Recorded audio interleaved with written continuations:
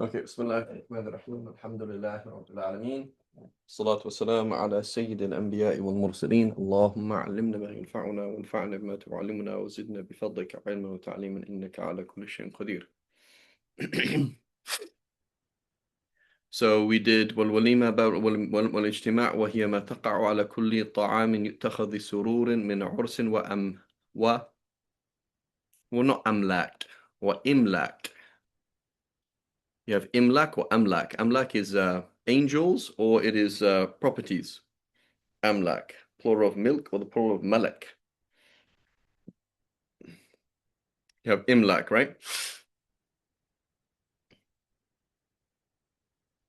نعم شيخنا. Okay. So repeat for the 8,000 trillion time. What does imlak even mean? Malaktuka kada, amlaktuka kada. What does that mean?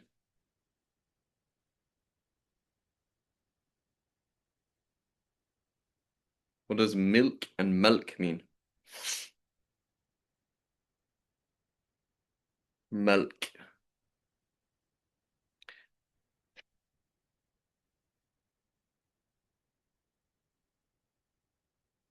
Milk. What does that mean? Be milkina. What's the verse? Something be milkina.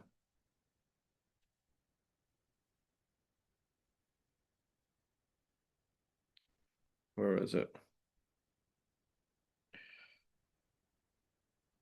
Be milkina.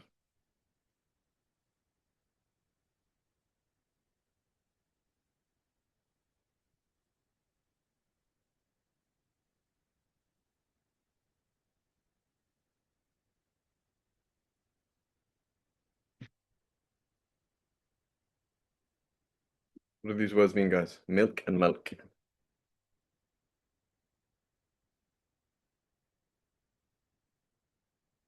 بملكنا.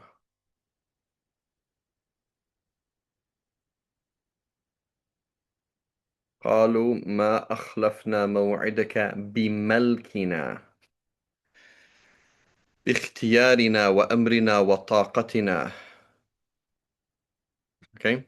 Milk is control. Milk is ownership.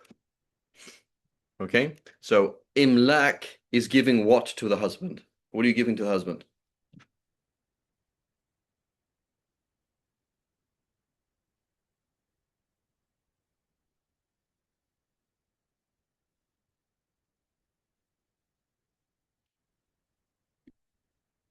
Possession, control, ownership, right? And so I don't want to be owned. I don't want to be controlled. I don't want any of these things. It's not going to work. Obviously, an overbearing, annoying husband who is grotesque and pushy is not nice, of course. But on a deep conceptual idea, right? That she doesn't want to be owned, right? She doesn't want to be owned. I don't want to be owned. I don't want to be controlled, right?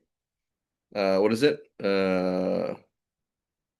حور مقصورات في الخيام, right? مقصورات, wide-eyed, the paradisical woman. So now we're talking to a woman saying, do you want to be loved by your husband? Do you want to be somebody who that men in general, forget even Muslim men in general, that category of man that a female wants to be found attractive,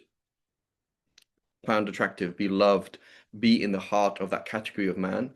It's ownership and control, right? So yes, we will have rhetoric of no, it's okay, she's free-spirited and I respect her and she can do what she wants, and polyamorous relationships or whatever it is they want to talk about, but on a fundamental fitra basis, right? Control.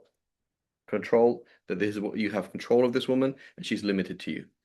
So that is very suffocating and very annoying for the nafs on some level for a woman, but any woman who doesn't accept that, she's going to have a problem. And so continual language that we see that's happened here. Okay, so الإملاك وغيرها ولكن استعمالها مطلق في العرس كما هنا, ولكن استعمالها مطلقا, I believe, like using in an absolute sense usually means في العرس كما هنا أشهر. So it should be مطلقا, right? You have مطلقا, not مطلق. لكن استعمالها مطلقا في العرس كما هنا أشهر. وفي غيره تقييد. No, I guess it's مطلق anyway. فيقال وليمة ختان. وعدوا جميع أنواع من الضيافات فوق 10 وليمة العرس، وهي التي عند التعريس بالمرأة، أي الدخول بها. عرس to sleep، عرس to sleep with.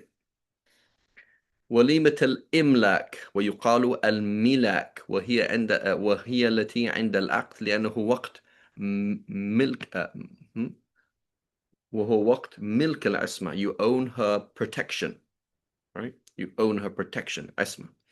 وقيل كل منها، وتسمى وليمة العرس وليمة الختان، وتسمى وليمة الإعذار والعذيرة بكسر الهمزة وبالعين المهملة وبالذال المعجمة من أعذر الغلام إذا ختنه. ووليمة النفاس لسلامة المرأة من الطلق. Is this what people do? Do people do that? Right? Have a celebration. So she have a celebration, mashallah.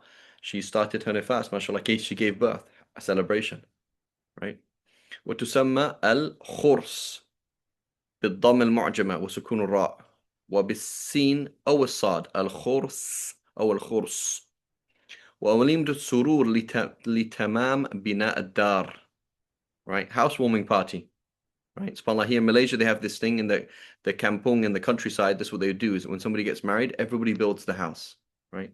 وتسمى الوكيرة من الوكر وهي المأوى. Housewarming party. ووليمة السرور لولادة الولد حيا، وتسمى عقيقة. وليمة السرور لقدوم المسافر تسمى النقيعة من النقع وهو الغبار the dust. والوخيمة بفتح الواو وكسر المهملة طعام يتخذ عند المصيبة. والمأدبة بهمز ساكنة ودال مهملة تضم وتفتح مأدبة ومأدبة، وهي كل ضيافة لا سبب لها تكون مأدبة ومأدبة. والحذاق بكسر المهملة ثم ذال معجمة ثم ألف ثم قاف. والعتيرة وهي ذبيحة تذبحها العرب أول يوم رجب. And I think other mentioned in the first 10 days of Rajab. What do you want? What do you want?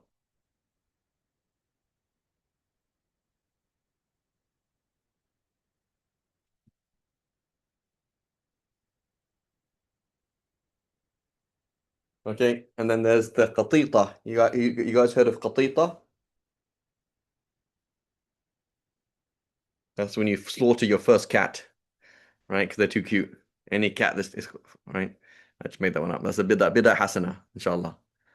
Right. أول يوم. So I believe other places have atira. So double check. Can you double check in Bushra Kareem Sheikh Ammar for atira? I'm pretty sure it mentions the first 10 days of Rajab, not the first day of Rajab. Okay. لكن جاء الشرع بإبطالها بقوله لا عتيرة. So this is not correct though, right? So where do I'd have I talk about this somewhere. I'm trying to think where I spoke about atir. So here it says what it means is there's no wujub of it. No, there's no fara' and there's no atira. It is still recommended in the school though.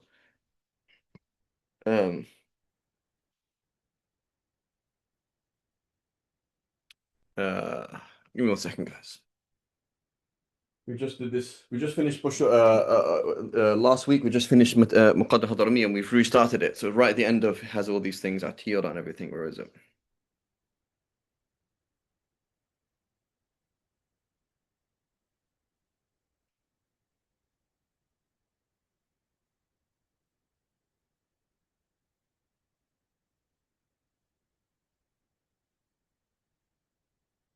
والعتيرة this is in بشرى الكريم. والعتيرة بفتح المحمل كسر الفوقية وهي ما تذبح في العشر الأول من رجب. Right?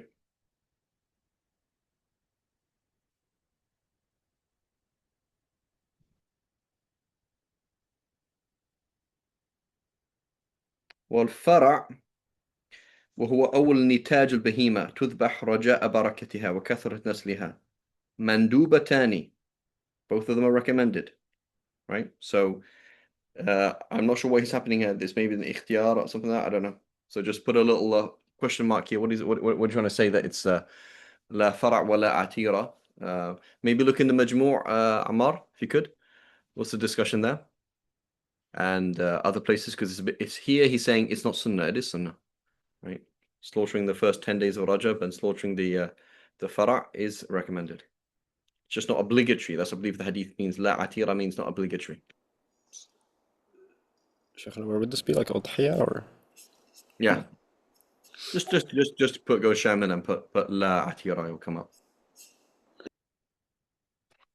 But again, the issue is sometimes the Rudud and Imam Nawawi obviously not going to come in the Majmu'.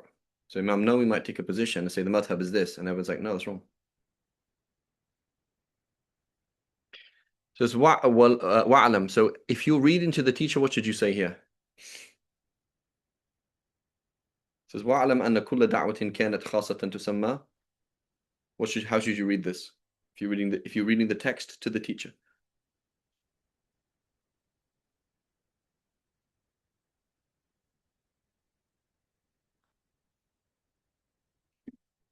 وَلْيُعْلَمْ. وَلْيُعْلَمْ. And let it be known. You don't say wa'alam, right? And let it be known, right? And again, we have to and there's different adab. Some teachers might actually mind it, consider it rude. And some teachers, like, yeah, chill, don't worry about it. You know, different teachers, number one, and different cultures, right? Some people make a big deal, like, no, you can't say that. But just to save, وَلْيُعْلَمْ, right? أن كل دعوة كانت خاصة تسمى النقراء وعامة تسمى جفلا بفتح الجيم.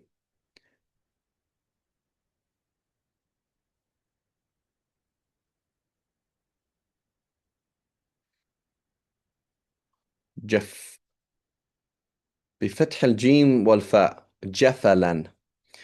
ويقال فلان يدعو النقراء إذا خص بدعوته قوما دون قوم وفلان يدعو الجفلاء with an ألف إذا عم بها. وقد ذكرت مشاهدة ذلك في شرح ألفية العراقي وفيه أي في باب الوليمة حديث أنس السابق وقد تكلمت عليه سمى. What's this? What's شرح ألفية العراقي?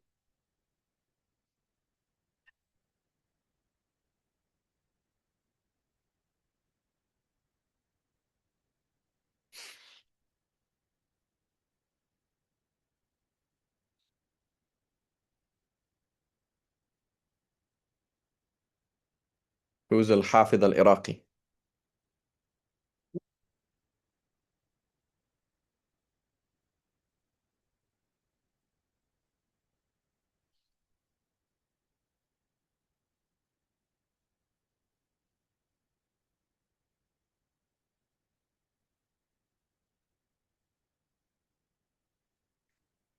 Big muhaddith, right? So there's two.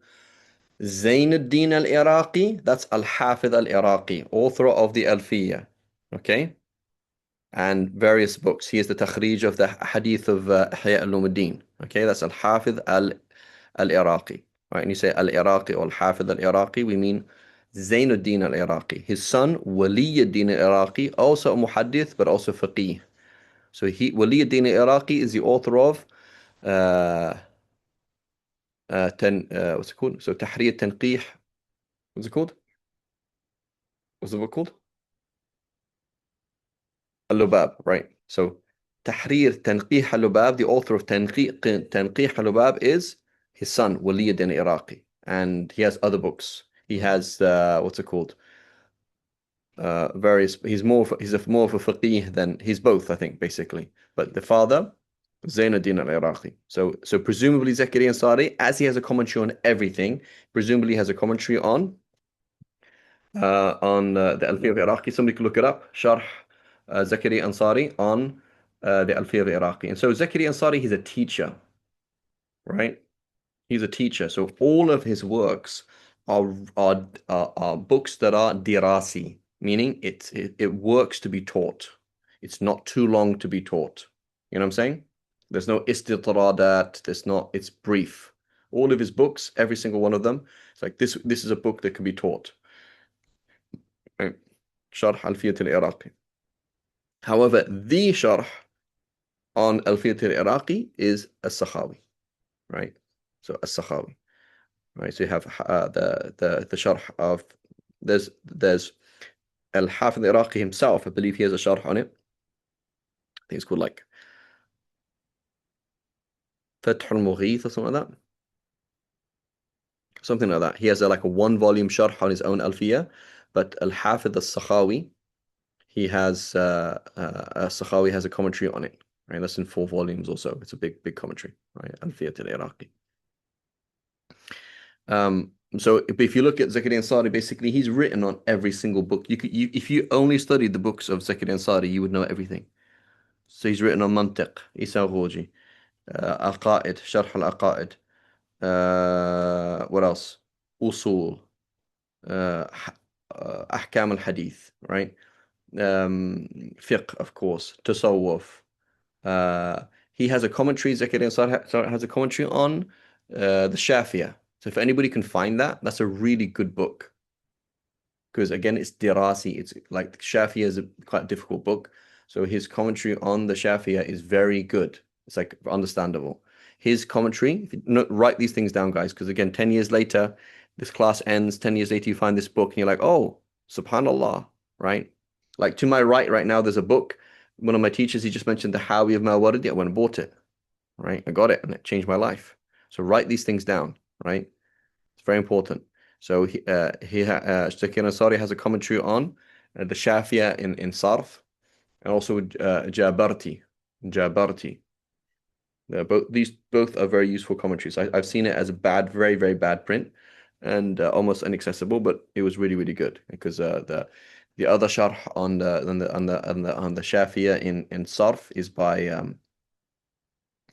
Radiyuddin As-Sarabadi, and that's like 4 volumes, and it's like a killer book. That's really difficult. So, so you want to study Sarf? Like, oh, I've done Sarf. Zakaria Ansari on the Shafia, you know. Zakaria Ansari in what's it called? On the on the on the Jazariya, right? So he has basically a book on every single thing possible and impossible. I'm sure he has a book on Sirah as well. So you found that his commentary on Amari found his commentary on the Alfiya.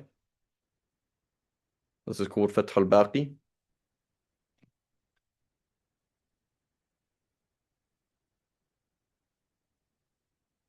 That's the book, Amar. Seems like it. Okay.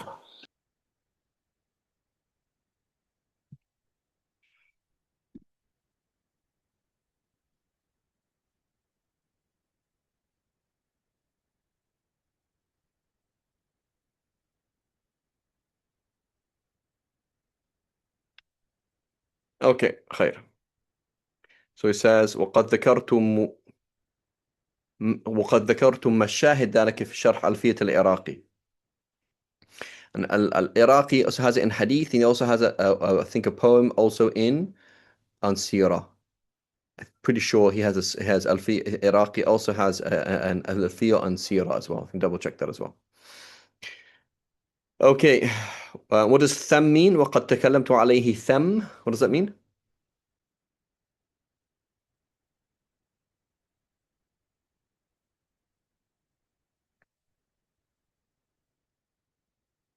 وإذا رأيت ثم. What does that mean?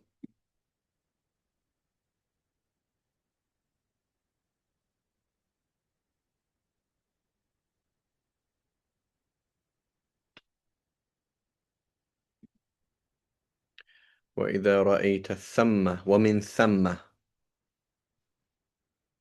Sheikh Amar.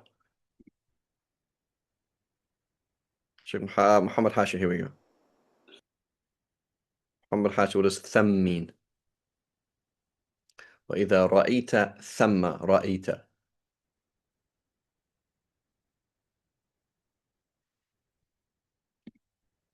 هناك. جزاكم الله خير. There, right? ومن ثم, and from that point of view, from there, right? Not من ثم. ومن ثم. And we can put a ta or a ta مربوطة. ومن ثمة, right, as well. Okay, وعن ابن عمر رضي الله عنهما قال قال رسول الله صلى الله عليه وسلم إذا دعا أحدكم أخاه فليجبه عرسا بسكون الراء وضمها عروسا ثلث and ثلث كان أو نحوه رواه مسلم. Okay, so وفيه طلب الدعوة للوليمة وهو سنة وطلب الإجابة لها وهو واجب لوليمة العرس سنة في غيرها حملا في الأول على الغالب وهو في استعمال اللفظ في حقيقته ومجازه. Okay, we have a qawl in our madhab which is da'if, which is it's obligatory to answer invite. So the same conditions then. Same conditions would apply. Ammar, you in the Fath in class. So I say, Ammar, can you come to my house? He says, Sheikh, I would love to come to your house, but you live in Malaysia. It's like 16 hours flight, Habibi. So if we say it's obligatory, right? But I say, okay, Ammar, are you visiting KL? Yeah, I'm in KL right now. Okay, can you come to my house? No. What are you doing? Nothing. Habibi, it's just like a, you know, 10-minute taxi drive. So that taxi costs a lot of money. I said, no, it doesn't actually. It doesn't. It costs like $2, you know? It'll cost you. It's like, no, I just don't want to come. So this is very important, particularly in our time, right? Particularly in time. Sheikh Muhammad Hashir, do you see a lot of people? You have a lot of friends in where you are? Do you live a very social life? Not really. Not really. Do you feel lonely compared to Kenya? Yeah. Yeah. Muhammad Rayhan, where do you live right now?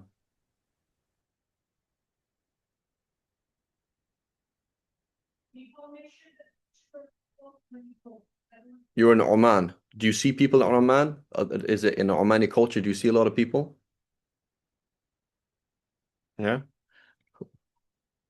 Where's Muhammad? Muhammad, do sisters in the West, do they have a very social life? Muslim sisters? Or do you hear sisters complaining, I don't see anybody?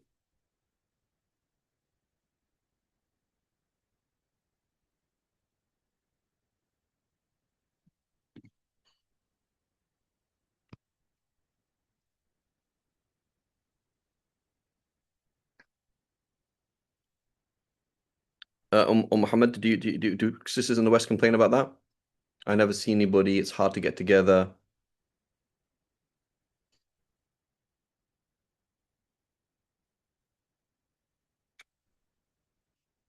Okay, so you keep to yourself. Okay, so now imagine, Sister Muhammad, you invite somebody, you feel lonely. You say, I need to really socialize. You invited a sister and she lives, 20 minutes away. Say, please come to my house. And she says no. And you ask her again, how do you feel? Is that a good feeling or bad feeling?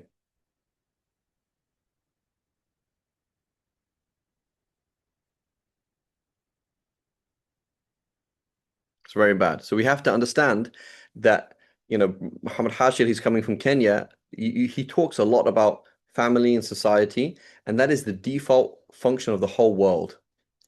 People have family, fall back on people, right? When you give birth, there's other people to help you. That was the case in England until recently.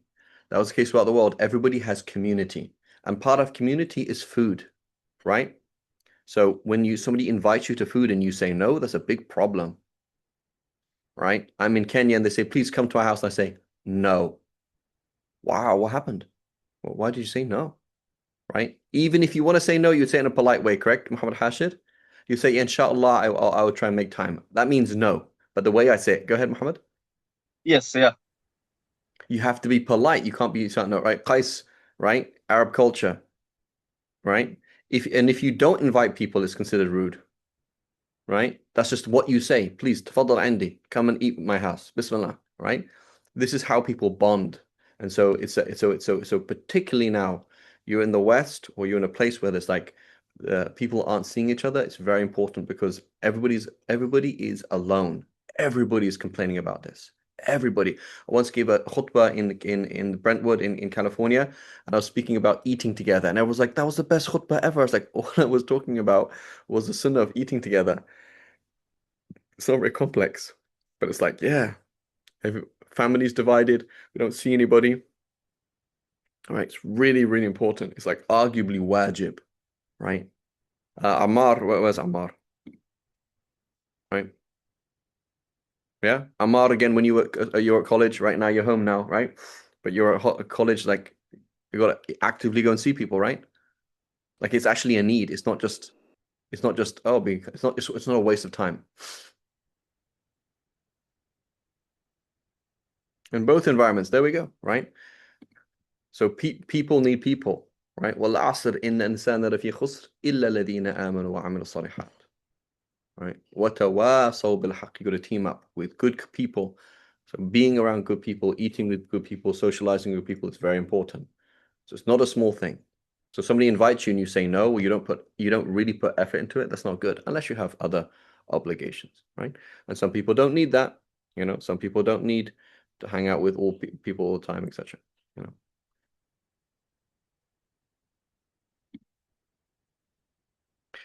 العتيرة وهي ما تذبح في العشر أواخر. So this is from the Majmu' itself? Or this is from, yeah, okay, that's what I read. Yeah, okay, I was thinking this is exactly the same. Right? And it says, no worries, but it says here, but it says, notice mandubatani, right? It's mandubatani. So what he's saying is like, it's not, it sounds like it's mansukh. ولا يثبت لهما أحكام الأضحية أفاده في التحفة. So there is a difference. It's not a ritual then. It's not a ritual. Notice. لأن القصد بهما ليس إلا التقرب إلى الله بالتصدق بلحمهما على المحتاجين. So it is not a ritual. So the age of the animal, the this, the that, how much you give, all these kind of things, it's not an ibadah mahda. It's just tasadduq, right? It's like just general diafa. Make sense, guys?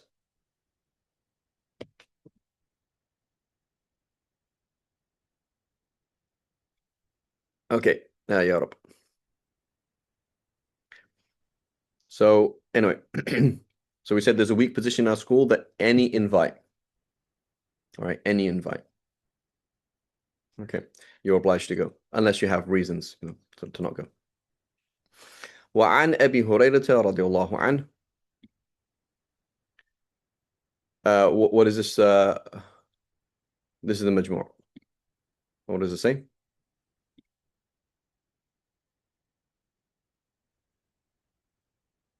He says first 10 days as well, Sheikh. I'm trying to see if there's more discussion on the next page. So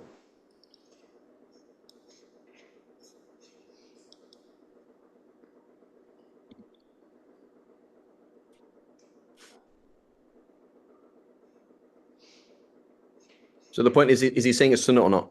So we know the relied upon position. Obviously, Abu Shurkim is not going to mention anything but the relied upon position, but it just sounds like he's saying no. At least Zakaria is saying it's abrogated or something like that. It was confusing. Okay, khair.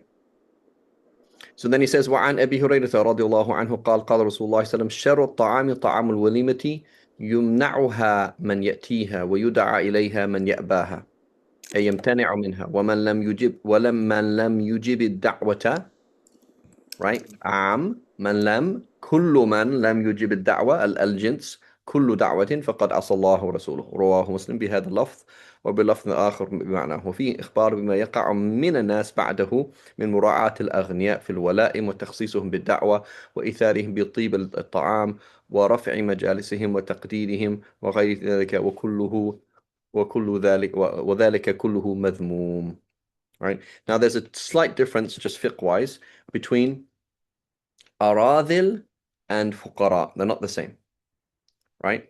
So for example, there is such thing as class, and there is way that people behave. Okay? People eat, people do things in a certain way. So there is such thing as class.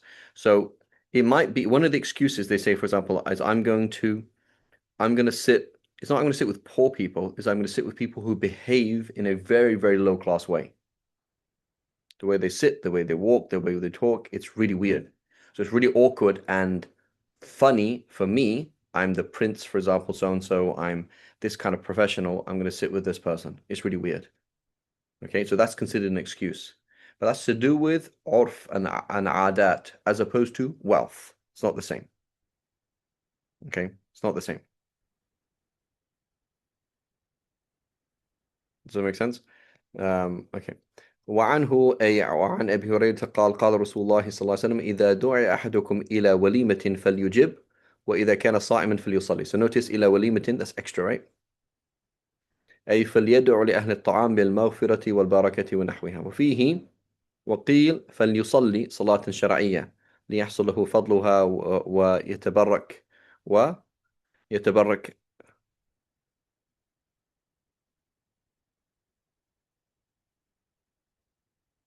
ولي.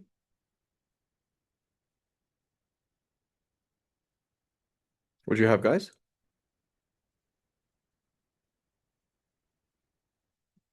فليصلي صلاة شرعية ليحصل له فضلها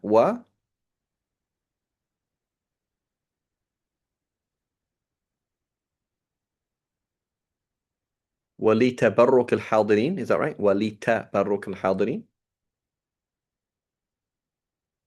There's an extra, there's a ta than a ba.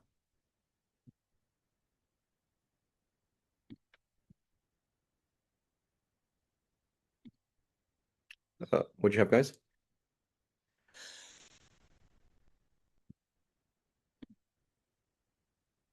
وليترك الحاضرين.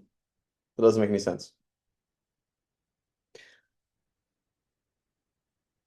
Yeah, that doesn't make any sense. That means he should leave the ones who are present.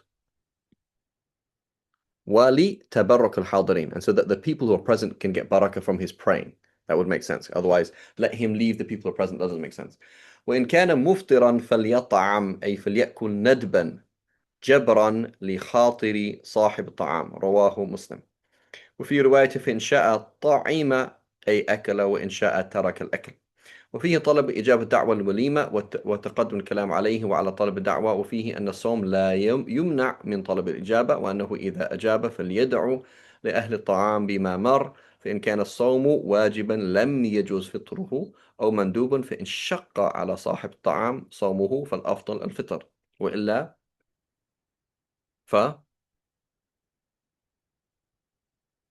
فعدمه. فإن شق على صاحب الطعام صومه فالأفضل الفطر وإلا you have فعدمه, its absence.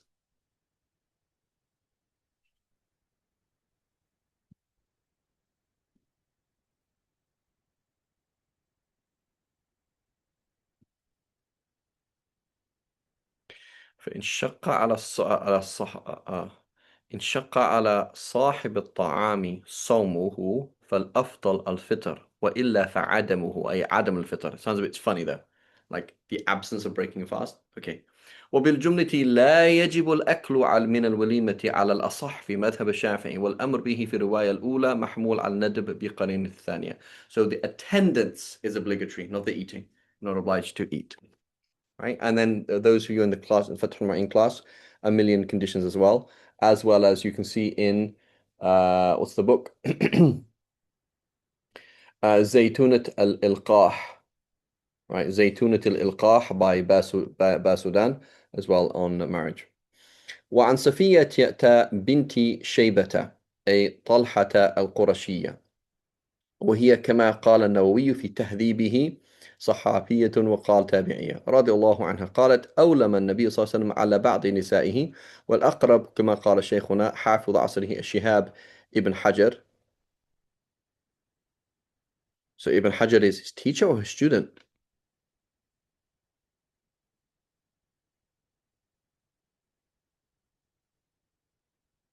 Zakaria Ansari, he's a teacher of Ibn Hajar or the student of Ibn Hajar?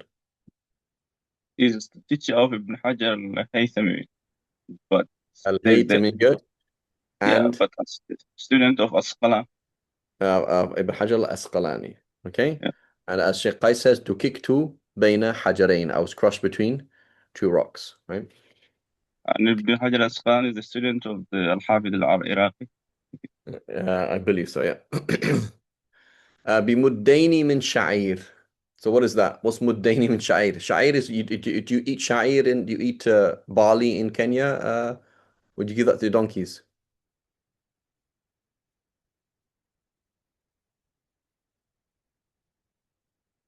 Muhammad. Uh, Depends with the region. I think I've not seen people eat barley. Yeah, it's really, really rough. Like I don't know, you can make if you have barley bread, I mean you can buy barley bread, but like it's not gonna be like 100% barley bread. 1 second.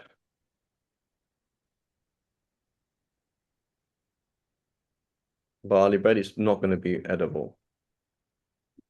It's really, really tough. Dense, moist, earthy loaf. Very low gluten and behaves similar to rye. It's really not like so sha'ir, barley is really it's something that's very difficult to eat. You usually give it to donkeys and stuff like that.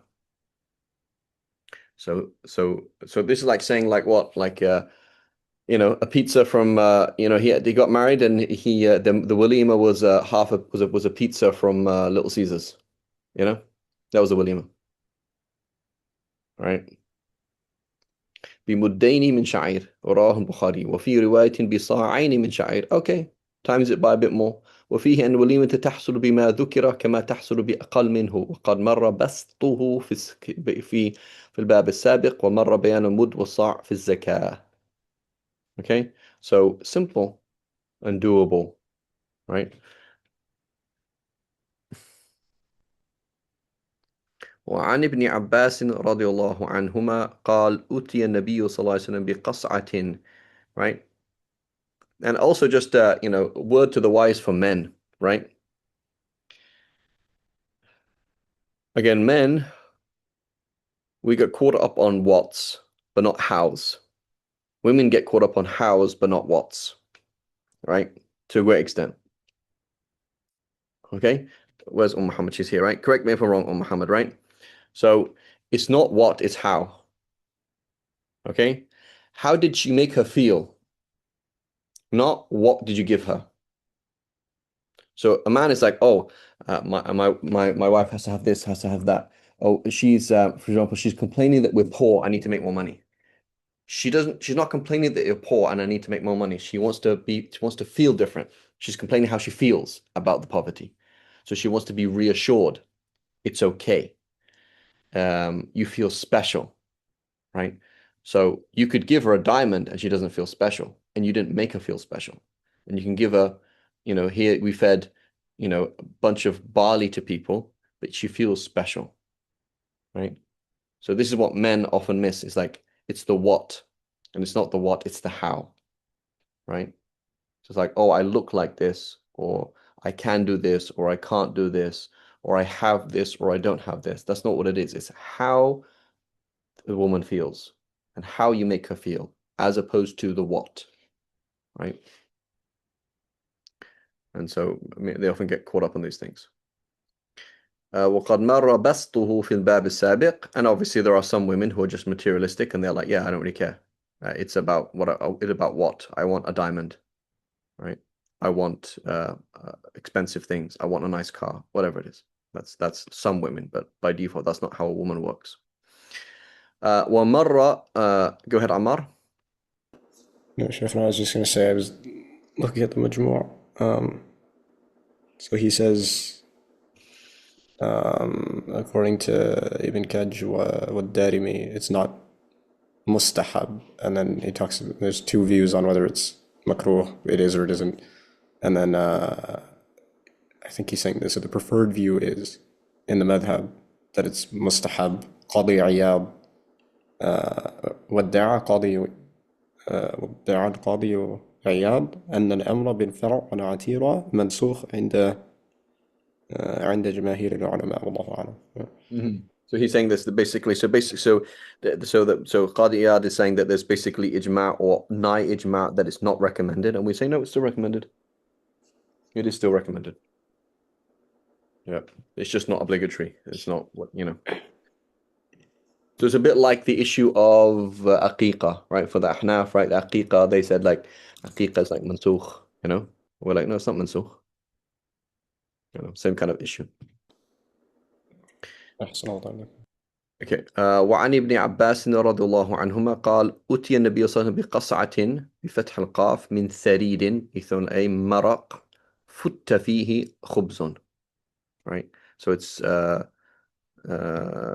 you know you basically put dry bread, right, in dry stale bread in soup. فقال لهم كلوا من جوانبها ولا تأكلوا من وسطها بفتح السين أكثر من سكونها. So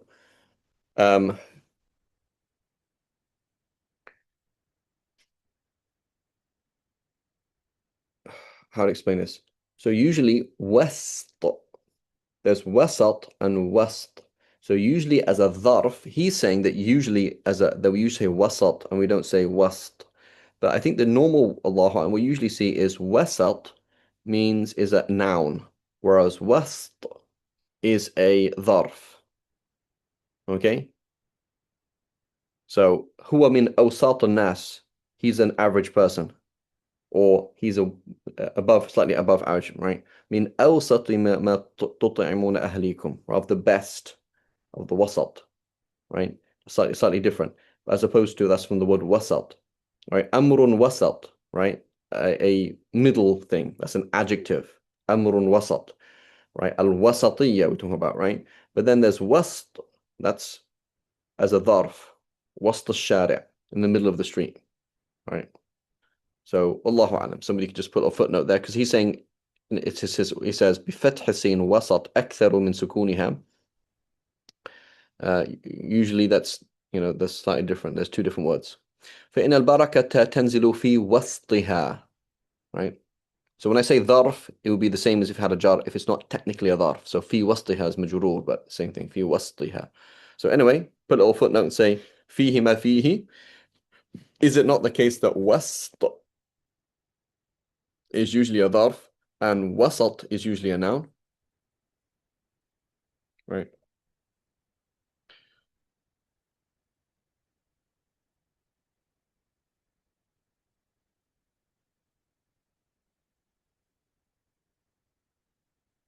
Okay, so لا تأكلوا من فإن البركة تنزل في وسطها رواه النسائي وغيره بإسناد صحيح. And then also what there is مراعاة you're looking about other people, and then in what's it called?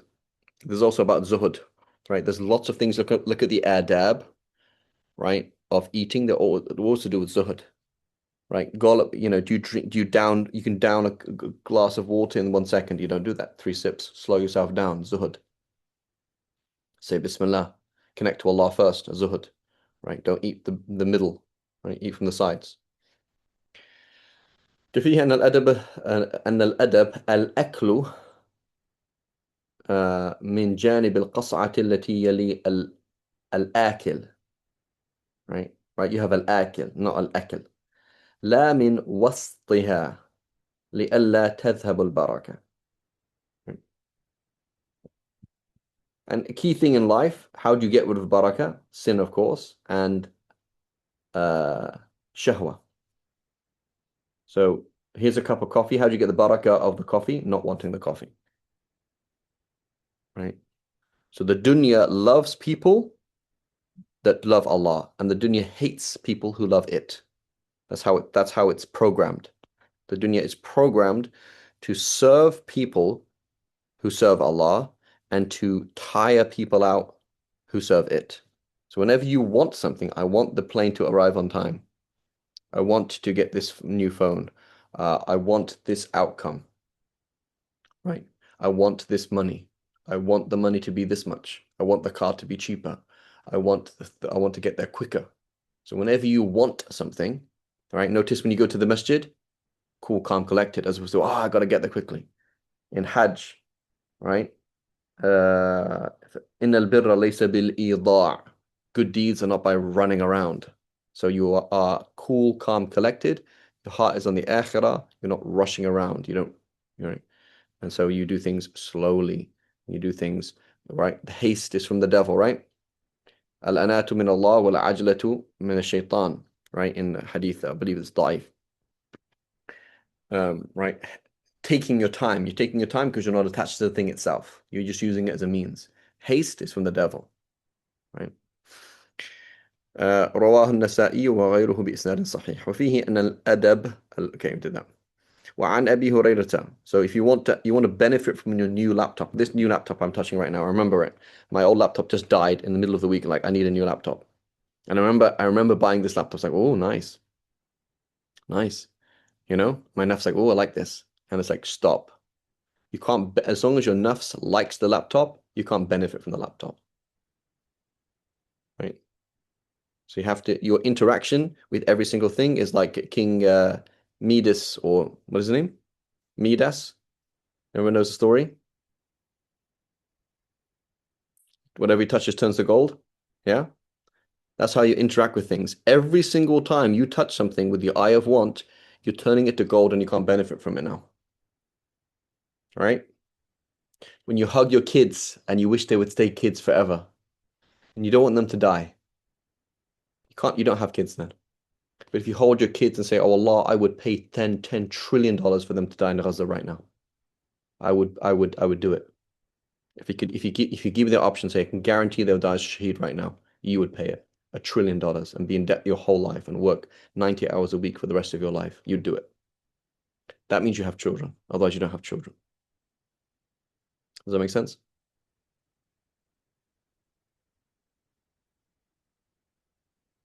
When you're trying to appease somebody, when you're trying to please somebody because of themselves, that means you don't have that person in your life. But when you're trying to please somebody or appease somebody for the sake of Allah, that means that person's in your life. Does that make sense? So it's in our hands. We every single thing you touch and everything you interact with the eye of want, the food, the coffee, the money, the job, the potential spouse, the career, whatever it is, you have this interaction, right? Fiqh, right? You like fiqh because it's cool. You like fiqh because it's interesting. Can't benefit from it, right? العلم إذا قارنته الخشية فلك وإلا فعليك. Sacred knowledge, what is conjoined with dread and awe of Allah, and it is for you. Otherwise, it is against you. A fact, right? I just heard a sound in my room. What is that sound? Don't know. So curiosity killed the cat. Curiosity will kill you. So if you're curious, I'm just interested, what was that sound? Curious, right? You can't benefit from the situation. You blocked it off. Curiosity, fudul. Whereas I want to worship Allah somehow, then. So you get up, find out what was that noise for the sake of Allah. You can benefit from the situation. Okay, so it's in your hand. That's the problem. Allah's put it painfully in our hands. When you're breaking your fast, you're only breaking your fast really if you don't want to break your fast. You say, Allah, honest to God, Ya Allah, if you ask me to fast another millennium, I'd do it. And I'm only eating for your sake. Now you're eating. That's food now. Otherwise, you're not eating. ازهد في الدنيا يحبك الله. ازهد فيما عند الناس يحبك الناس. People only like you if you have zuhud. But if you're clingy, you're always trying to please people and appease people and suck up to people, nobody likes you. So the dunya is programmed to like cool people who are above them, who are attached to something higher, right? وعن أبي هريرة رضي الله عنه قال ما عاب رسول الله صلى الله عليه وسلم طعاما حلالا قط وكان إذا اشتهى شيئا أكله وإن كرهه تركه. So 1 second, this is, where does the hadith end? The hadith is here, halalan is the extra word, right? So this qat to tarakahu, right? Yeah. So notice he doesn't care enough about the food to criticize it, right? Ammar buys a new car. Oh, dude, you got that car? That car sucks, bro. As opposed to, I don't care about cars. I don't have an opinion on cars. I don't care. The car works, alhamdulillah, right? You know, so like you have an opinion. Oh, you got that kind of coffee? Ah, it's disgusting. right? Why'd you do that?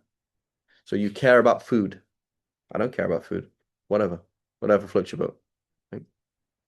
Not particular about food, unless you have some kind of, health issues, whatever. You find it genuinely disgusting, right? But like, don't really care. It's like, whatever, right? Like, uninterested, right? Your whole family has died. What do you think about food then? So imagine this, your whole family has just died right now, and you go and you're in the hospital and you go and complain to the canteen, oh, your food doesn't taste nice. Would you do that? No. Like your heart is somewhere else. Your whole family is just gone. You just lost everything. You've just been blown off the face of the earth emotionally. That's how the believer is. Everybody in your family has gone. You've lost everything you ever had. Right? You don't care about the food is nice, the food is not nice. It's irrelevant. Right? وكان إذا اشتهى شيئا أكله, saying the way that you eat.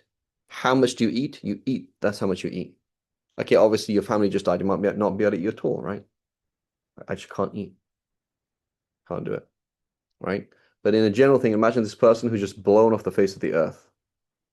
Right? Here's this kid in Gaza. Oh, his whole family died, and you just see him there, sitting there. The way he plays, the way he does things is very different. That's how the believer is. You've lost everything you ever had. And you're just trying to get ready for Judgment Day. Judgment Day has made you pale. Right? So I mean, whatever car works, whatever drink keeps me awake, whatever food is okay, You're interested in food for other people, right? قط كان إذا اشتهى شيئا أكله وإن كرهه تركه leave it. Right? And also the other hadith mentioning also praising, he wouldn't praise food either. So maybe praising food, oh, mashallah, Ahmad's worried he made some food, wasn't that nice? Mashallah, for the other person's comfort, right? Your wife makes some food, mashallah, I really like this food, mashallah, for her sake. But actually praising food is just beneath him. So being interested in what kind of car it is, what kind of clothes, right? So unfortunately, I don't know who else, other females here, but Muhammad, this is also I don't know who else is here. Uh, other females here, it's a message to women. It's like, it's like, sisters, stop talking about food, stop talking about clothes. It's nice to look nice for your husband. Otherwise, like, don't, it's too much, right? Right.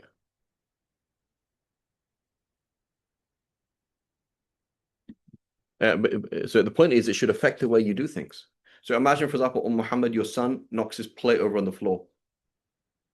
Like, if your whole family had just died right now, how are you going to react to the kid? He was being irresponsible. He just knocked this plate, ran into the kitchen, knocked the whole food on the floor. How are you going to respect? You're going to sit with him and say, Habibi, look, be careful, okay?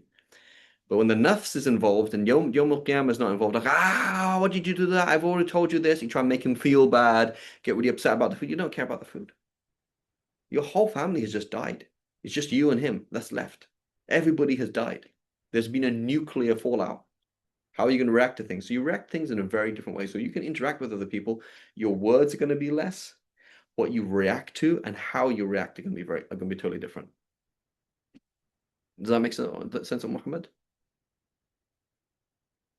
Your husband says something that offends you. Probably if it was Judgment Day, he wouldn't offend you anymore. And I really don't care. It's like, whatever. It's a totally different thing. Totally different thing. The way you eat, the conversations you have. The Prophet ﷺ, he said what? If you knew what I knew, you would laugh little and cry much. So there we go. You can laugh a little bit, but your whole life is YouTube shorts on dumb things. My kids the other day, they're watching something on YouTube. We give them limited time. It was this guy throwing an egg off different levels and trying to catch it. And I was like, sorry, you can't watch this. Right? These are little kids, but like, there's a limit on what you can watch on YouTube. You cannot watch somebody dropping an egg from different altitudes and see if you can catch it. Right? So if you're going to get upset with somebody, you're going to get up somebody saying that this is the last thing you're going to do. Are you going to tell your son off, complain to your husband about something, tell your wife off about something, demand a right? Hey, I want my money back. Right? The other day, for example, I paid for a service. I wanted my money back. Okay, Farid, would you have tried to get your money back if it was Judgment Day? Yeah, I would. Because I need that money to do other ibadah. So I want that money back. As opposed to, it's just your nafs, bro. It's just your nafs yapping. and you just care too much about the dunya. But it's you care about the dunya as somebody who comes back from the grave. An argument, a conversation. Would you go and joke with your mum? Yeah, I'd go and joke with my mum. You know, I'd go and joke with her again. If I came out of the grave, if Allah gave me a second chance, I'd come back and joke with my mum. Why not? Have a laugh with your wife about something stupid. Why not? Right? You know, would you make that same food and be careful how you make it? Yes, but there's a difference, right? There's a difference in the way there's a big difference in the way you do things. There are certain things you would come back and do that, and certain things not exactly. So, Scrooge, what's it called? Not Scrooge, what's the name? Scrooge, right? Ebenezer Scrooge, ghost of what's it called? Christmas past, ghost of Christmas present, future, and grave on these things. Like, whoa, wake up, right? Wake up and you look at things in a very different way. وفيه أن من آداب الطعام المباح ألا يعاب كقوله مالح حامد قليل الملح غليظ رقيق لأن في ذكر ذلك كسر القلب الصانع, right? You hurt the feeling of the person making it, right? And subhanAllah, even, may Allah forgive me, I'm a total, kind of like not very wise. I was living with this brother and he made some food once and I put some mayonnaise on it. And he's like, bro, what are you doing? So putting mayonnaise on the food. He's like, have you tried it? I was like, no. So how do you know it's supposed to have mayonnaise? People care about the food they make, right? People care about how it's made. Like I make a cake, Ahmad puts it in a blender. I'm like, bro, I just spent like 2 hours making this cake. You put it in a blender. So yeah, it tastes nice in a blender. And so like he should eat it in the way that I like, right? Oh, in our culture, we eat the bread like this. You dip the bread. It's like, how'd you do this? Make the person feel happy. Oh, how do you do this? You do it like this? Yeah. As opposed to the way you want to do it, right? For example, in my culture, English culture, we have warm rice pudding, right? In Pakistani culture, Afghan culture, you have cold rice pudding, right? So imagine, for example, I say, Kate, do you mind if I microwave it? They're like, are you crazy? Why would you microwave, what's it called? Kheer. Kheer, guys? Like, why would you microwave it? I'm like, because it's cold and it's nice warm. And for them, they'd be offensive, right? So Kisr al-Qalb, like, bro, I made this kheer yesterday. I put it in the fridge. So it's nice and cold.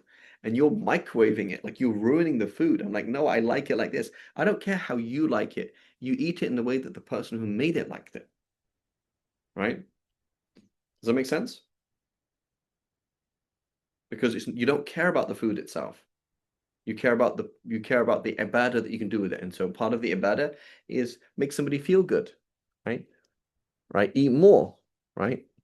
Ammar, when you go home, does your mum tell you to eat more?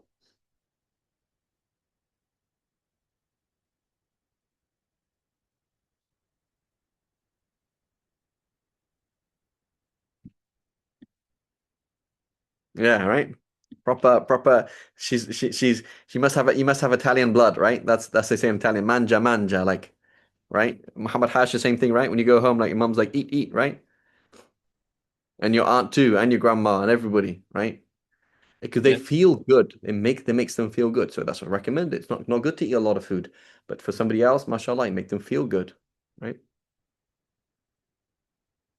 Right. وأما حديث ترك أكل الضب فليس من عيب الطعام وإنما هو إخبار بأن هذا الطعام خاص ولا أشتهيه. So that's different, right? For example, I think in the Philippines, they have this thing which is like cooked. They get basically chicks that are almost ready to hatch and then they cook them. Could you eat that, Ammar?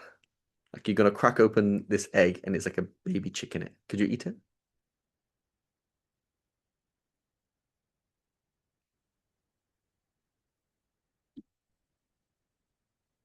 Same thing, Indian culture. Could you eat that, Muhammad Rehan? Could you eat a chick in an egg?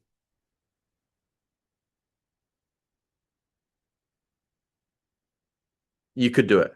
I couldn't. So imagine Muhammad's like, please, I want to give you the best food in India. Like, what is it? Just trust me. And I'm like, I wouldn't be able to eat it. Right? I remember the first time I had rabbit. It looks like a baby. It's like a baby. You just cooked a baby in a pot. Like, oh my God. Right? How can you do that to Fluffy? Right? So someone's like, I can't like horse meat. I've never eaten horse meat, and I don't know if I could. Because like horses,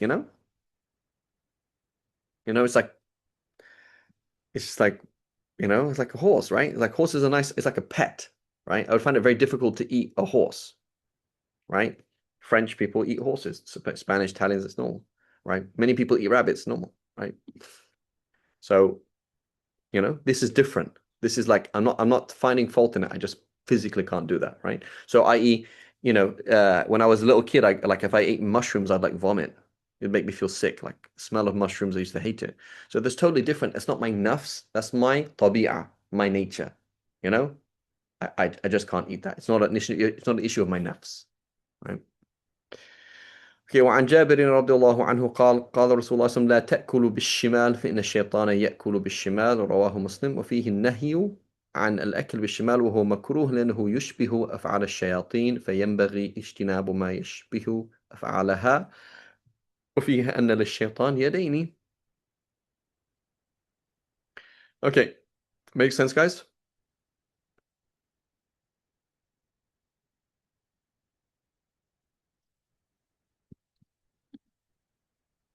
Fantastic. Okay, باب القسم, not qasam. Qasam means, what's a qasam? An oath, a qasam, as opposed to qasm, which is division, as opposed to qism, which is a section. So qism is they call ism. Qasam, masdar. So qism, like this is a section of something. Okay? A section. A that's the product of doing qasam. You have done qasam, so then qasama زيد هذا البيت قسما عادلا فجعله قسمين. Notice, so qism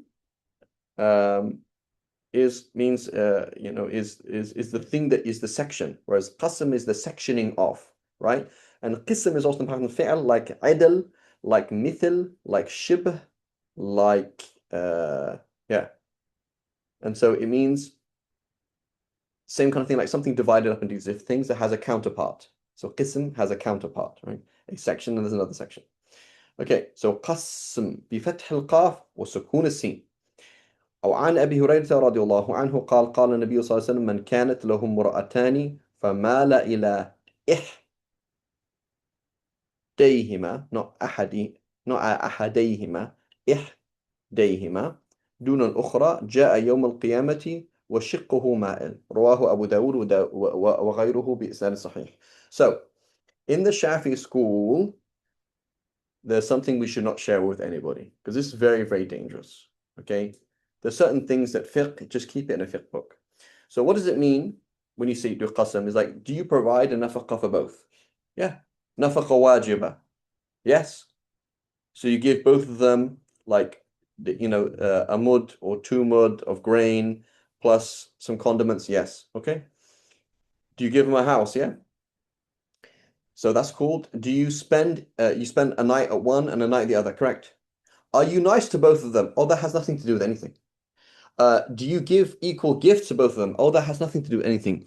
Do you sleep with both of them? Oh, that has nothing to do with anything. So fiqh-wise, qasam is quite simple. Is that basically you provide the wajib for both of them. So it's very simple, like, oh yeah, of course, mashallah, I'm a just husband, like, I provide for both of them. But morally and emotionally and doing a proper job as a polygynous man, that's another kettle of fish, right? So it's also very difficult. What if one has 2 kids, the other has 3 kids? Okay, well then one house is bigger. So of course one house is bigger because they've got more kids. So then, well, you're giving her more space, right? One of them has tooth issues, the other one doesn't. So you spent money on her and not on the other one. She's like, well, why are you spending more money on one than the other? Oh, she has a tooth issue. Oh, she just complains more than me, right? It's very, very difficult. If you think about it, if you were to literally be just, it would be basically impossible. Like it's really, really hard because there's just the nuances of life, So, in the Shafi'i school, but you don't tell anybody that because that's it. Anybody, imagine if you lived in a scenario, right? If you're an intelligent woman, you get a sense, she gets a sense of what's going on to some extent. Is she preferred or not? She probably get a sense. right? Or she doesn't know. But when you know, like your husband you just bought your other wife a car, and it's like, bro, that is such a heartbreak. You just took her, you know, whatever. The kids happen to be there. They're like, oh, flowers. You get her flowers. You don't get the other one flowers. Like that's pretty bad, right? Fiqh wise, it's not considered haram. You buy one flower, not the other. You buy one, buy one a gift, not the other. It's not haram, right? But you don't tell people that because it's very dangerous. It's a bit like Ibn Hajar. He said this. Ibn Hajar in his fatwa, he said about disobeying parents. He said, technically speaking, look, there's three things you have to do with parents. It's pretty simple when you're obeying parents, and it's very limited in the Shafi school. However, don't do that. He said, if you are going to disobey your parents, go and ask a religious person first. Say, this is the situation, Sheikh. A, B, and C. What do you advise me to do? So the fiqh is one thing, they practice something else, right? So you have to be very, very careful, right? You have to be very, very careful. Does that make sense? So technically speaking, it's pretty easy. On a real level, it's very, very hard, right? It's very hard. And subhanAllah, I'm just going to pause the recording.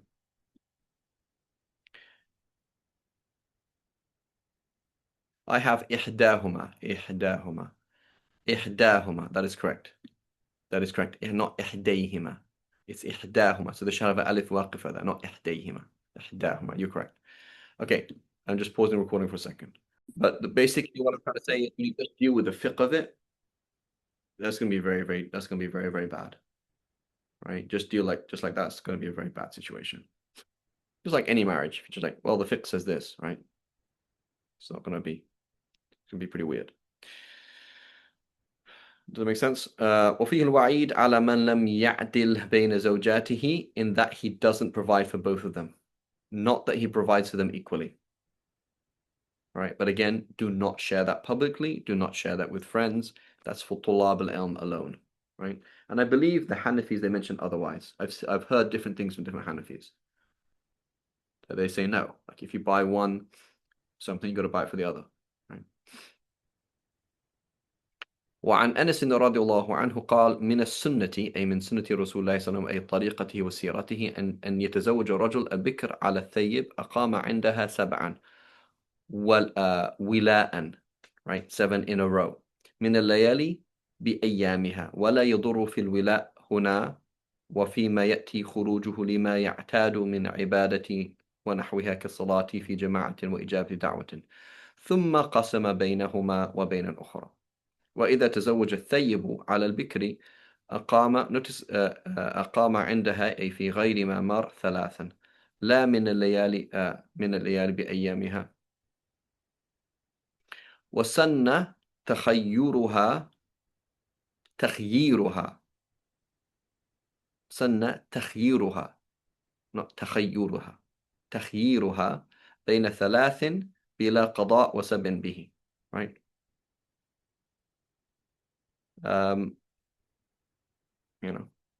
So anyway, so that makes sense there, right? ثم قسم بينهما وبين أخرى وراه الشيخان واللفظ للبخاري وفيه أن حق الزفاف خاص بمن تزوج امرأة وعنده أخرى لأن هذه الأيام التي للجديدة شرعت لاستقرار عشرتها وذهاب حشمتها منه فلا يلزمه ذلك إذا لم يكن له زوجة كما لا يلزم أن يبيت عند زوجاته ابتداء وهذا ما في الروضة, right? So notice what he's saying. So you just got married and now I was like, where's my husband? Oh, he's not here. So when am I going to see him? Oh, you're not. But you're my husband. I want to see my husband. You don't have to see him. So the obligation of seeing your husband is only if he has more than one wife. فيها أن حق الزفاف خاص بمن تزوج امرأة وعنده أخرى. So now you have to be fair. But otherwise, yeah, I got married. Big deal. I got business. All right. So this guy just said, yeah. So here's told his representative, go get me married in some other country. Okay, yeah, just send me the video. Great, fantastic. No phone call, no Mubarak. You've never even seen your husband. Just married him, fantastic. Had a great party at his expense, and that was it. Right? right? Well, so again, here this is like fiqh versus reality, fiqh versus dealing with people. Like, what's your problem, bro? Right? لا يلزم ذلك إذا لم يكن له زوجة كما لا يلزمه أن يبيت عند زوجاته ابتداء. So he got married to one grandfather married off 4 cousins to him in one day. لا يجب أن يبيت عند زوجاته أصلا ابتداء. Right? I've got things to do. I'm busy. So he just said, yeah, he just appointed his representative. Yeah, just find me somebody appropriate. I want to get 4 wives and support them, whatever. So he's never seen them and they've never seen him. Right? So he's not obliged to see his wives, but he's obliged to be fair. So if you sleep with one, meaning you spend the night with one, you spend the night with another. That's all. Right? That's in terms of the fiqh. Right? وهذا ما في الروضة كأصلها عن فتاوى البغوي لكنه قال في شرح مسلم مفرقا وجهها مفرقا مقويا maybe no.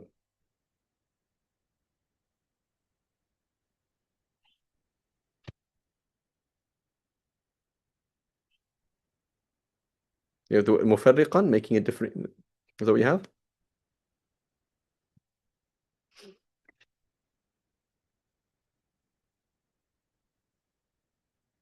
Okay. So مفرقا, making a distinction. It sounds a bit funny. الأقوى المختار, so his اختيار ما نقله ابن عبد البر, right? In which book? The Tamheed or the Istidhkar, one of the two. عن جمهور العلماء أنه لا يختص بذلك لعموم قوله في رواية مسلم إذا تزوج البكر أقام عندها 7 وإذا تزوج الثيب أقام عندها 3 من غير أن يقول على الثيب ولا على البكر انتهى. So i.e. She has a right for you to be with her at least once. Right? And again, let's look on a very material level. We spoke about this last week, I believe. Right? A material right to what? What does she have a material right to? You married this guy. She has a material right to what?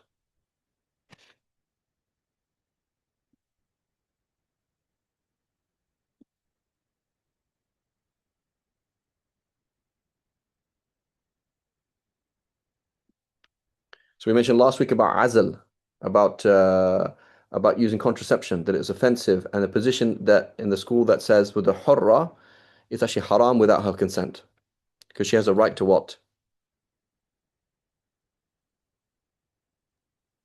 To have a child. To have a child, right? So notice this. She's coming from the south of Kenya.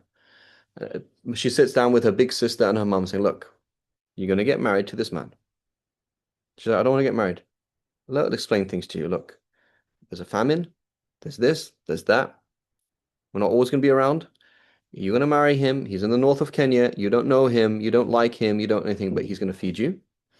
And then you're going to have kids, and the kids are going to feed you. And she's like, yeah, but I don't want to leave my family, and I don't know the guy. So yeah, but on a material level, you're going to be protected.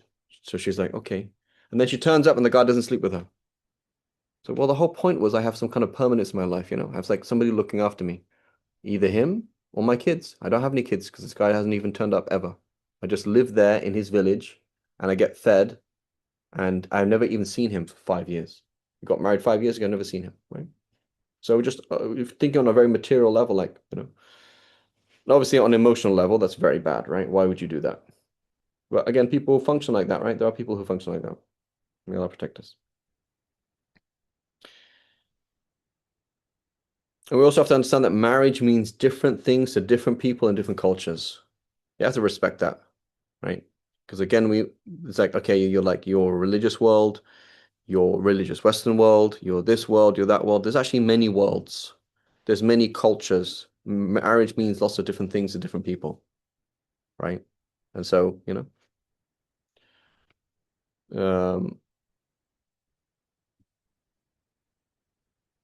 وعليه يحتاج إلى الجواب عن قول أئمتنا أنه لا يلزم أن يبيت عند زوجاته ابتداء وقول الصحابي من السنة كذا حكمه حكم الفرع. So he said basically the اختيار Imam Nawawi is this, or at least his inclination is that no, you have to. Right. وعن عائشة رضي الله عنها أن سودة بنت زمعة زوج النبي صلى الله عليه وسلم وهبت يومها في رواية وليلتها لعائشة تبتغي بذلك رضا رسول الله وكان النبي صلى الله عليه وسلم يقسم لعائشة يومها ويوم سودة. So she had 2 days. وليلتها رواه الشيخان. So this is التنازل عنها وفيه جواز هبة المرأة نوبتها لضرتها وللزوج ردها إن رضيها فلا يوالي النوبتين المنفصلتين لئلا يتأخر حق التي بينهما. Right. So similarly, they can both do that. وَلِلزَّوْجِ رَدَّهَا وَلِلزَّوْجَةِ رَدَّهَا as well. Right. So she did tanazul an her haqq, and she said, yeah, whatever. Give it to somebody else. And then she was like, you know what? I want it back. Just like food. It's like, it's okay, you don't have to support me. Actually, I do want to be supported. Actually, it's okay, I'll support you. No, actually, I do want to be supported. Right. So she said, you know, they sat down, looked at finances. They said, look, we're going to pay for everything equally. 2 months later, she's like, I'm not going to do that. I'm sorry. I'm not paying for anything. This is my money. I'm not paying for a single thing. Right? So it could change her mind. It's a haqq that you have. Right? It's a haqq. Okay. وعنها أي وعن عائشة قالت كان الرسول صلى الله عليه وسلم إذا أراد سفرا أقرع بين نسائه فأيتهن خرج سهمها بها فأيتهن خرج سهمها خرج بها, right? The word is dropped. Go ahead, Ammar. That's what I have, Sheikh. What was the... Sorry, but just to double check. So you have 2 kharaja, right? فأيتهما خرج سهمها خرج بها, correct? Yes. Yeah. Okay, go ahead, yeah. What was the point about like this last bit in the previous? Is she has a haqq to a knight. Okay? You have your knight. She has her turn. She can give her turn to another female with the permission of her husband. And it says, وَلِلزَّوْجِ رَدُّهَا, and her husband can give it back. So no, I actually want to be with you. Right? Similarly, she can demand it. She said, like, I gave my turn to so-and-so, but I want it back. Does that make sense? Sorry, I meant the Finance? المنفصلتين. Like, منفصلتين is so he has 3 wives, okay? A, B, and C. So A gave her turn to B. So it has to go. No, actually, that won't work anyway. That won't. But let's say he has 4 wives: A, B, C, and D. Right? MashaAllah, very romantic names. Okay, A, B, and C. So A gives her turn to B. So it's going to go B, C, B, D, B, C, B, D, not B, B, C, D, B, B, C, D. Does it make sense?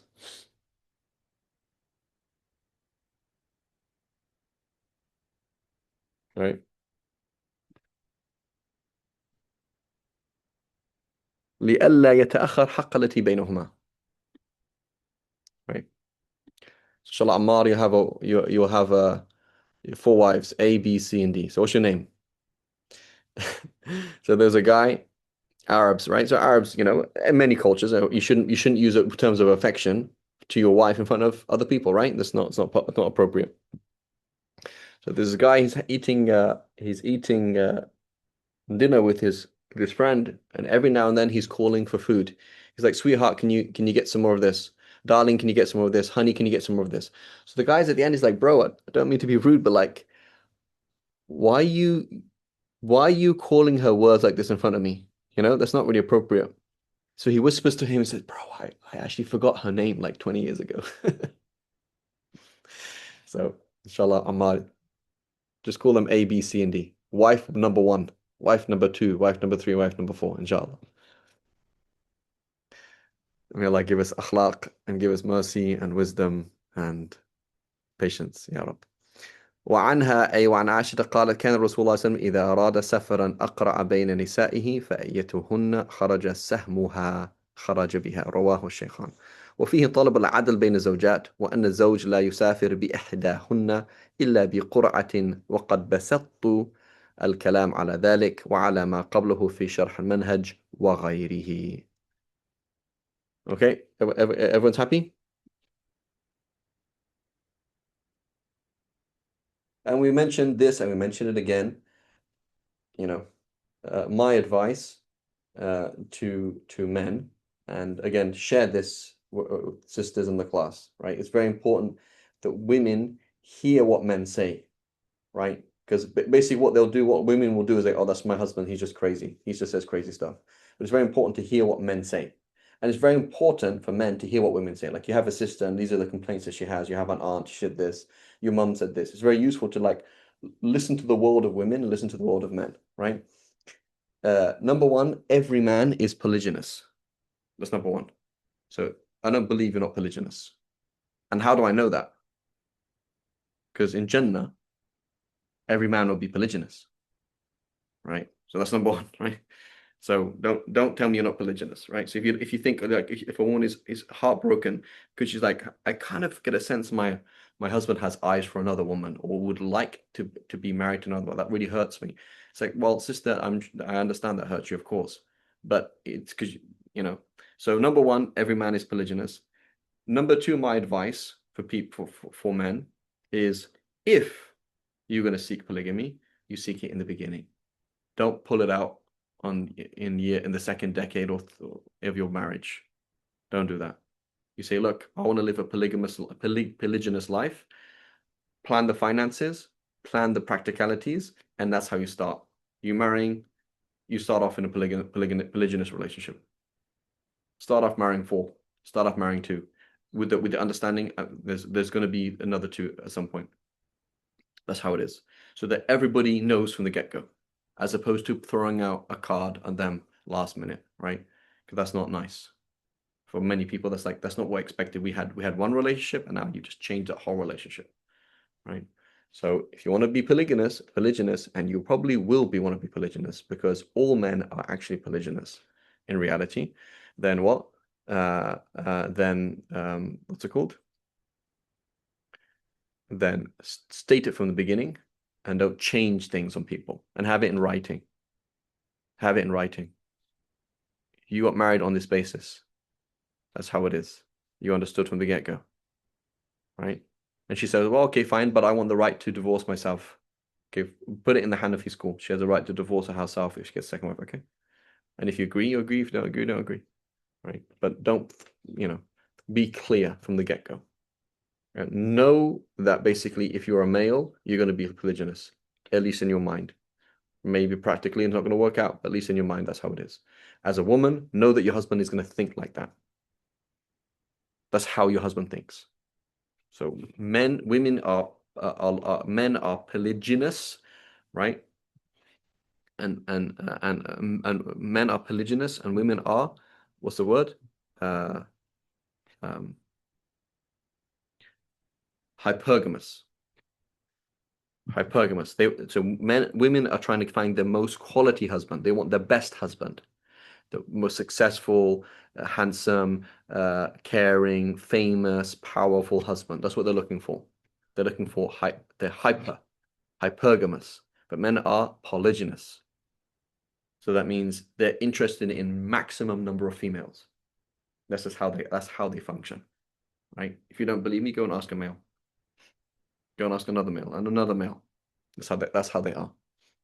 Muslim and non-Muslim alike, same thing. So it's very important to just be frank about reality, because otherwise, if you have a problem with reality, you're going to have a very stressful life. But it's very nice to like, oh, that's reality. You know, that's just how it is, right?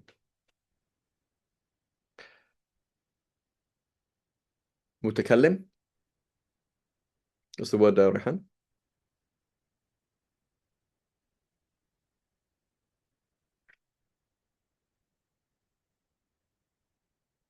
I know something you're talking about.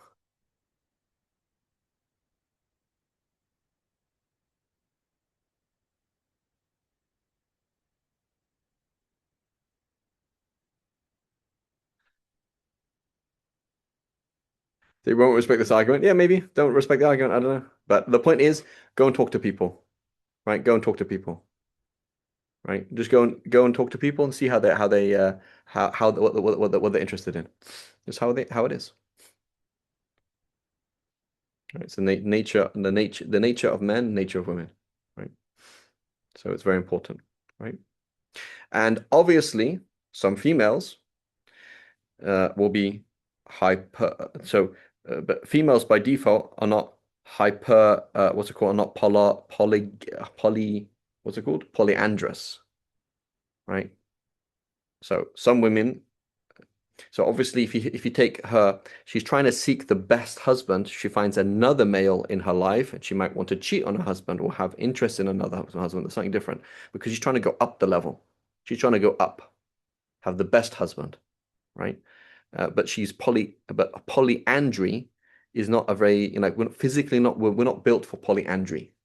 Like a cat is built for polyandry. Like a cat can get pregnant from two males.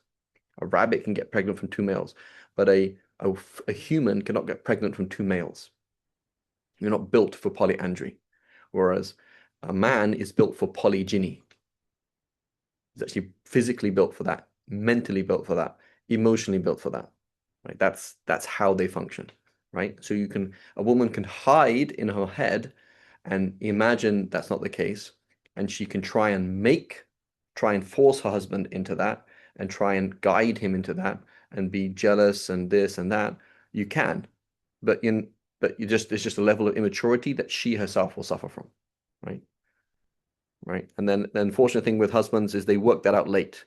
So a husband works out that late, and then you pull this card out on your wife later on. It's not very nice. Well, now that I'm older now and I'm not so attractive and I can't have kids now, you're pulling this card on me. It's kind of hurtful, right? It's not haram, but it's kind of hurtful, as opposed to have it in writing. It was there when on the marriage contract. With the understanding that this man is intending to marry another wife very soon, that these two people get married. It's there, right? And she says, honest to God, I can't deal with it. Then don't marry the guy. Honest to God, I can't deal with that. It's too hard. It's too difficult. I've seen it. I don't want to be part of that. Don't marry the guy. Clear from the get-go. Okay, so very important, sisters. Share that with other sisters, right? In a frank conversation, right?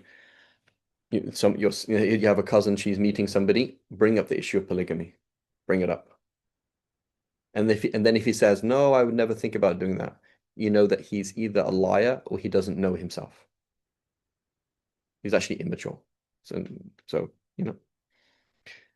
Okay, باب الخلع. So what is خلع then? So it says بضم الخاء من الخلع من الخلع بفتحها وهو لغة النزع خلع نعليه he took his sandals off لأن كلا من الزوجين لباس الآخر قال تعالى هن لباس لكم وأنتم لباس لهن فكأنه بمفارقة الآخر نزع لباسه وشرعا فرقة بعوض مقصود راجع إلى جهة الزوج راجع إلى جهة الزوج. Right? So it is a bilateral agreement where she or somebody else, ajnabi, says, Amar, I will pay you $5 million if you divorce your wife. Right? And so what's the repercussions is that it's talaq ba'in, in the sense that he now receives the money and he cannot take her back. As opposed to he divorces her once he can take her back. Right? It says وأصل فيه قبل إجماع آية فإن طبن لكم عن شيء منه. So they are happy to give the money back. Here we go, take the money back. والخبر الآتي في قولي عن ابن عباس رضي الله عنهما أن امرأة ثابت بن قيس وهو ابن شاس بتشديد الميم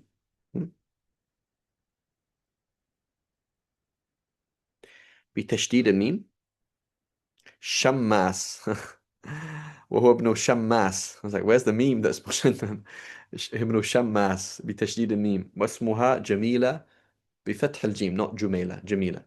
أتت النبي صلى الله عليه وسلم فقالت له يا رسول الله ثابت بن قيس ما أعتب بإسكان العين مع الضم الفوقية ما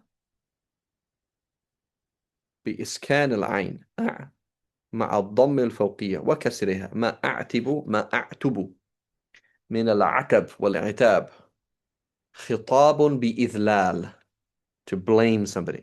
وفي رواية بكسر العين أعتب وبالتحتية وما أعيب من العيب وهو أليق بالمراد عليه في خلق he's a nice guy بضم الخاء مع ضم اللام أي في طبع وسجية ولا دين ما شاء الله ولكني أكره الكفر في الإسلام right I just can't live with this guy right فقال لها الرسول الله صلى الله عليه وسلم أتردين عليه حديقته وكان قد أصدقها حديقة أي بستانا قالت له نعم قال رسول الله صلى الله عليه وسلم لثابت أقبل الحديقة so what if he doesn't accept it وطلقها تطليقة right وفي رواية لابن ماجه أن ثابتا كان ذميما وامرأته قالت لولا مخافة الله إذا دخل علي لبصقت في وجهه it's extremely ugly it's very very difficult right وفي رواية لأحمد وكان ذلك أول خلع في الإسلام وفي ذلك جواز الخلع والأمر فيه للإرشاد والإصلاح and then obviously tells us that why how did that even happen right so this is a problem is people don't do pre-marriage counseling and people marry people in random ways it's like this is not a right combination at all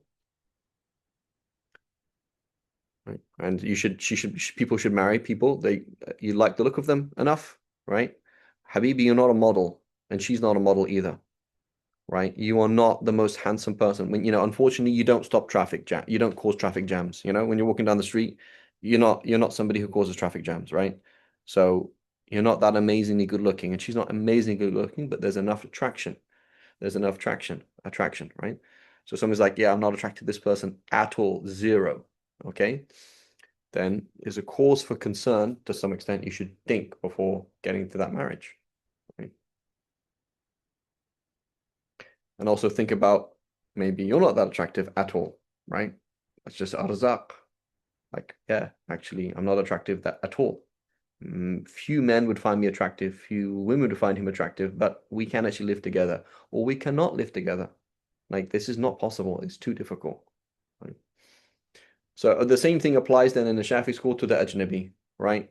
Somebody falls in love with someone's wife. You say, bro, I will give you all this money if you divorce your wife, right?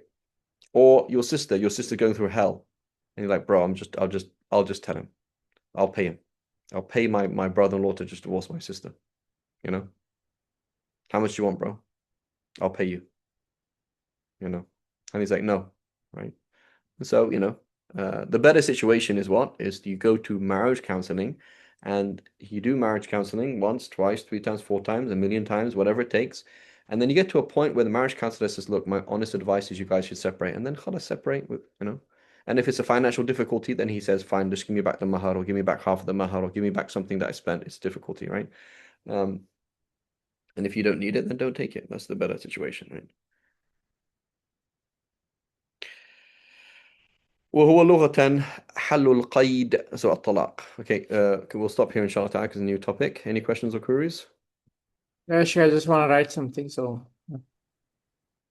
You're typing something. regarding Yeah. it, There was a time when I was very much into ilm kalam and little logic that affected my thinking, psychology, emotional connection to people around me.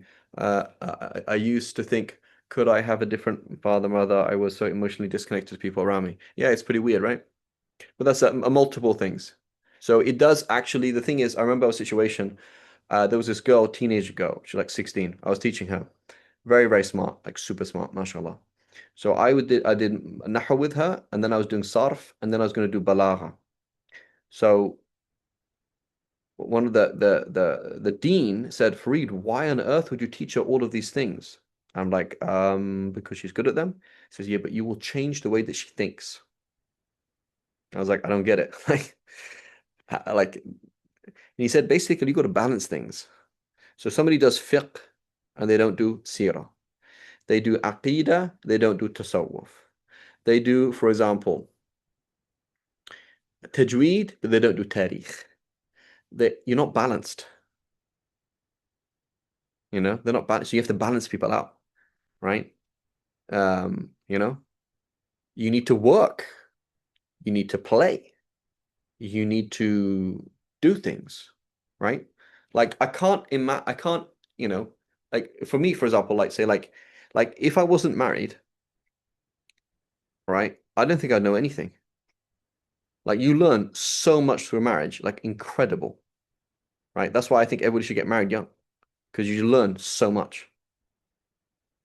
Like how can you understand the deen if you're not married? I don't think you understand the deen. How could you understand the deen if you've never worked and never had to pay for anything? Like you from the age of 10, you've lived in a madrasa and everything's paid for you. How can you understand the deen? I don't think you can understand the deen. Like you've never been financially stuck in situations like I don't know what to do. You know? You never lost money, you never made money, you never made contracts. You know? So you have to have a life you have to be a balanced talib ilm. You have to do all sorts of different things. You got to live life. Right? So work, worship, sports, travel, money, relationships, losses, gains, right? You're a complete person. Right? And focusing on one thing, Sheikh Hamza told me this. He said from Sheikh Hamza Karamali. He said this from Sheikh Hassan Hito. He said Sheikh Hassan Hito, he said one of my teachers in Mantiq, he was like a jinni. Because he's just involved in Mantiq. It's like a jinni. It's kind of a bit weird. You know, it's not good. All your whole focus is tajweed. Only. Tajweed and other things. Fiqh and other things. Right? Deen and other things. Like you're a person of the world. Right? The Prophet traveled. The Prophet dealt with people. Losses. You know? Politics. It's very important. Okay, خير. Stop here. سبحانك اللهم وبحمدك أشهد أن لا إله إلا أنت نستغفرك ونتوب إليك. جزاك الله خيرا شيخ. بارك فيك. بارك الله فيك يا شيخ.